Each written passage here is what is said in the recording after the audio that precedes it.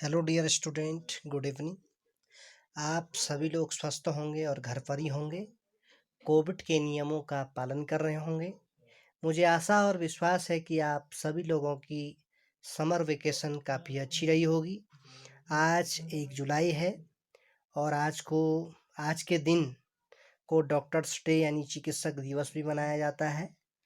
तो doctors day की भी आपको बहुत सारी शुभकामनाएं, ढेर सारी बधाइयाँ, क्योंकि डॉक्टर ही हमारे कोरोना वॉरियर्स हैं। तो इनका हम आभार और धन्यवाद व्यक्त करते हैं।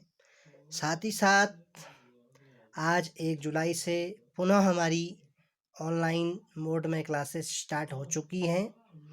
जब भी उत्तराखंड सरकार की नई गाइडलाइन आएगी तो उसी के आधार पर हमारी ऑफलाइन क्लासेस संचालित हो पाएंगी। और आज से आप सभी लोग अपनी स्टडी पे ध्यान देंगे और प्रॉपर वर्क करेंगे।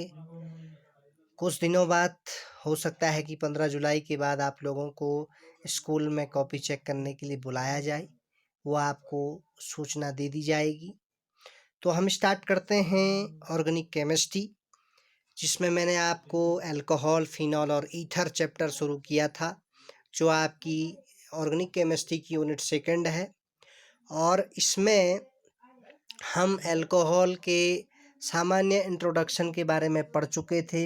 क्या इनकी प्रॉपर्टीज होती हैं, monohydric alcohol, dihydric alcohol, trihydric alcohol क्या होते हैं, या प्राइमरी, सेकेंडरी और टर्सरी अल्कोहल किसे कहते हैं। फिर हमने इसमें अल्कोहलों की विभेद की बहुत सारी विधियाँ पढ़ी थी, जिसमें हमने oxidation method, dehydrogenation method, Lucas test और विक्टर मेयर मेथड से अल्कोहलों के विभेद के लिए विधियाँ पढ़ी थी। आज का हमारा टॉपिक है general methods of preparation of monohydric alcohol. Monohydric alcohol मतलब वे अल्कोहल जिनमें केवल एक OH समूह होता है। इस प्रकार के अल्कोहल मोनोहाइड्रिक अल्कोहल कहलाते हैं और इनको बनाने के लिए हम बहुत सारी विधियां पढ़ेंगे।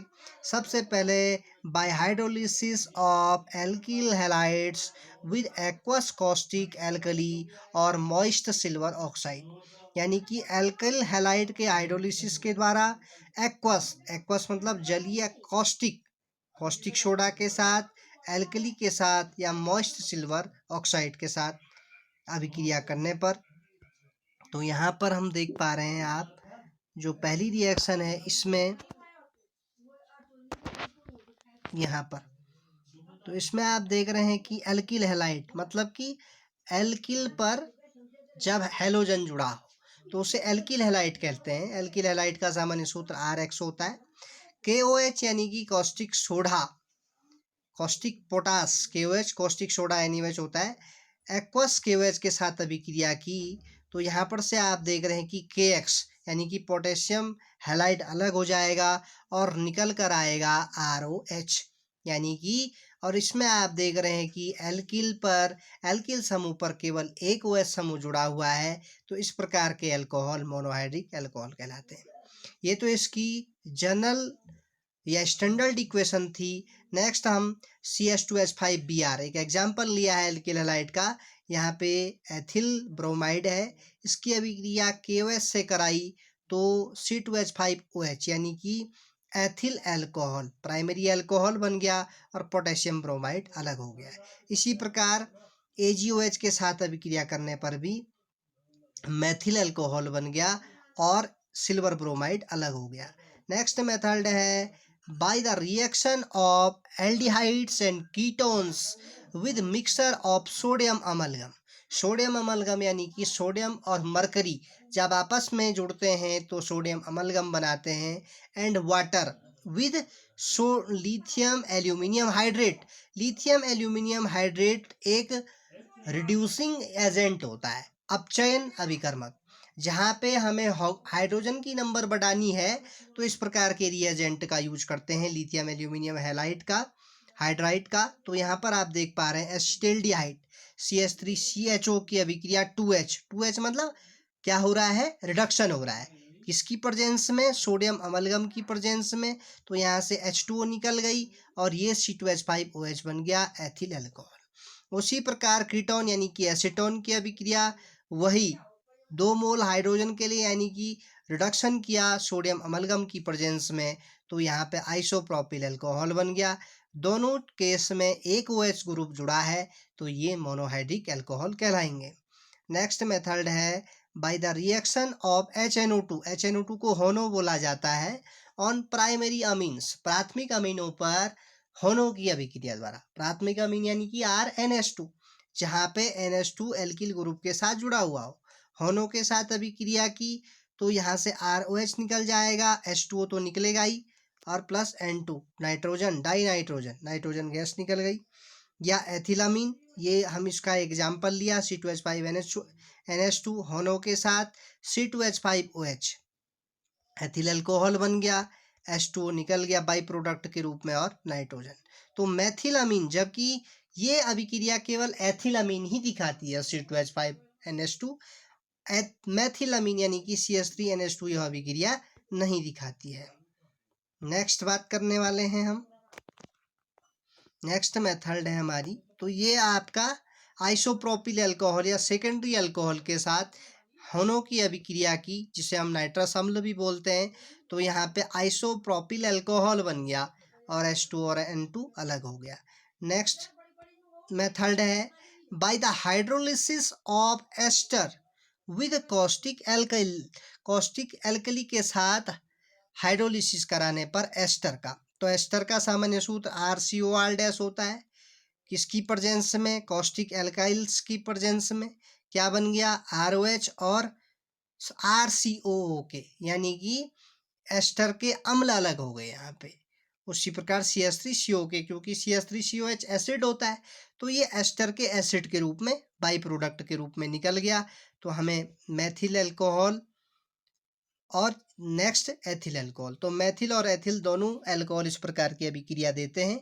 जब हम एस्टरों के साथ कॉस्टिक एल्कली की अभिक्रिया कर देते हैं तो मोनोहाइड्रिक अल्कोहल बन जाता है और बाई प्रोडक्ट के रूप में पोटेशियम के साल्ट निकल गए।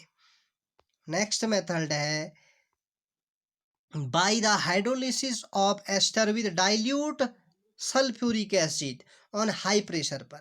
हाई प्रेशर पर एस्टर की डाइल्यूट सल्फ्यूरिक एसिड के साथ हाइड्रोलिसिस कराने पर ईथर, तो ईथर का सामान्य सूत्र होता है ROR या ROR-। तो यहाँ पे क्या है, डाईमेथिल ईथर है, या मेथॉक्सी मैथेन है, जो मैंने आपको IUPAC नाम इसका बताया है। वाटर के साथ हाइड्रोलिसिस मतलब वाटर का जुड़ना, जलयोजन। हाइड्रोलिसिस मीन्स जलयोजन। डाइल्यूट सल्फ्यूरिक एसिड के साथ प्रेशर पे अभिक्रिया कराई गई तो क्या बन गया यहाँ पे, मैथिल अल्कोहल। उसी प्रकार एथोक्सी एथेन C2H5O C2H5 की अभिक्रिया, इसका भी हाइड्रोलिसिस किया डाइल्यूट सल्फ्यूरिक एसिड के साथ हाई प्रेशर पर, तो यहाँ पे भी क्या बन गया आपका, एथिल अल्कोहल। तो हर जगह आप देख रहे हैं कि केवल एक ही OH ग्रुप एल्किल या एरिल समूह से जुड़ा है, एल्किल समूह से जुड़ा है। तो इस प्रकार के अल्कोहल मोनोहाइड्रिक अल्कोहल कहलाते हैं। फ्रॉम ग्रिग्नोल्ड रिएजेंट, ग्रिग्नोल्ड अभिकर्मक के साथ या ग्रिग्नोल्ड अभिकर्मक से, तो ग्रिग्नोल्ड अभिकर्मक का सूत्र होता है RMgX, ठीक है ना। एथिल मैग्नीशियम हैलाइड, यहाँ पे यदि आप CH3MgBr ले लेते हैं तो मैथिल मैग्नीशियम ब्रोमाइड हो जाएगा। C2H5MgBr लेंगे तो एथिल मैग्नीशियम ब्रोमाइड हो जाएगा। तो इस प्रकार से यहाँ पर इसका एग्जाम्पल है ग्रिग्नोल्ड रिएजेंट के साथ ये आपका CHO एल्डिहाइड का सामान्य सूत्र है। इसकी हमने ग्रिग्नोल्ड रिएजेंट के साथ अभिक्रिया की तो इस प्रकार से C जो ये C डबल बॉन्ड O जुड़ा है आपका कार्बोनिल ग्रुप, तो ये टूट जाता है CHH CH3 यहाँ पे जुड़ जाती है और यहाँ पर से OMgBr अलग हो जाता है, ये इधर जुड़ जाता है। फिर नेक्स्ट इसका जब हम हाइड्रोलिसिस करते हैं तो तब हाइड्रोलिसिस के दौरान ये प्राइमरी अल्कोहल देता है। नेक्स्ट उसी प्रकार एसिटल्डिहाइड या एल्डिहाइड की CH3MgI यानी कि मैथिल मैग्नीशियम आयोडाइड के साथ अभिक्रिया की, तो इस C पर ये CH3 और ये CH3 यहाँ जुड़ गए, ये OMgI जो अलग हो गया यहाँ हो गया, जो हाइड्रोजन बचा वो इस पे जुड़ गया। फिर इसका जब हमने हाइड्रोलिसिस किया H2O निकली, MgOHI अलग हो गया, तो फिर निकल के आया हमारे सामने आइसोप्रोपिल अल्कोहल। तो एक ही OH ग्रुप जुड़ा है, तो इसलिए इसको बोला जाएगा मोनोहाइड्रिक अल्कोहल। नेक्स्ट, अन्य एल्डिहाइड सेकेंडरी अल्कोहल देते हैं। तो कीटोनों के साथ भी RMgX की अभिक्रिया के बाद क्या बनता है, टर्सरी ब्यूटिल अल्कोहल यानी कि मोनोहाइड्रिक अल्कोहल बनते हैं। नेक्स्ट रिएक्शन है by the fermentation of carbohydrates, कार्बोहाइड्रेटों का किण्वन करने पर। और कार्बोहाइड्रेटों का किण्वन बायोलॉजी वाले स्टूडेंट जानते हैं किसकी प्रेजेंस में होता है, इनवोल्टेज एंजाइम की प्रेजेंस में होता है C2H12O11, जिसको हम बोलते हैं सुक्रोज। इनवोल्टेज एंजाइम की प्रेजेंस में ये टूट जाता है ग्लूकोज और फ्रक्टोज के रूप में, C6H12O6 और C6H12O6। नेक्स्ट, पुनः जो ये आपका ग्लूकोज या फ्रक्टोज है, इसको एंजाइम की प्रेजेंस में गर्म करेंगे तो ये 2C2H5OH यानी कि 2 मोल एथिल अल्कोहल के रूप में टूट जाता है और कार्बन डाइऑक्साइड अलग हो जाती है, तो यहाँ पर भी बनता है आपका मोनोहाइड्रिक अल्कोहल। तो आज की क्लास में हमने मोनोहाइड्रिक अल्कोहलों की मेथड की विधियाँ पढ़ी, बहुत सारी मेथड की विधियाँ पढ़ी। इनका आप बार बार प्रैक्टिस करते रहें, रिवीजन करते रहें।